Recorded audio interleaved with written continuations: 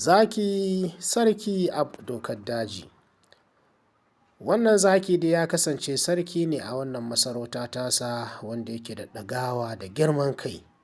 Baya sauraron ƙananun dabbobi, musamman abin da ya shafi ɓeraye da 'yan birarruka. Duk lokacin da ɓera da biri suka kawo masa shawara, baya ji baya saurare, zai banza da su. Akwai wata ƙorama a wannan dokar daji wanda zaki yakan zuwa ya sha ruwa ya wanka a wannan gurin.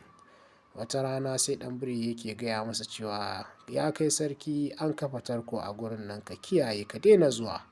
Zaki ya kalle shi ya ce, ni ai a matsayina na sarki ba wanda ya isa ya mun tarko. Wata rana zaki ya je gurin nan domin shan ruwa, an kafa tarko bai sani ba, sai ya sa ƙafarsa a wannan tarko, carab sai tarko ya kama shi. Ya yi ta iya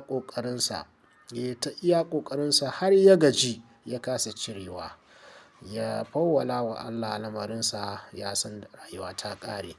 Da ganin haka, biri da ɓera sai suka yi shawara, ya kamata mu kuɓutar da shi saboda shi ne sarkinmu. Ɓera ya je ya yi ta cin wannan igiya har sai da igiyar nan ta lalace ta tsinke.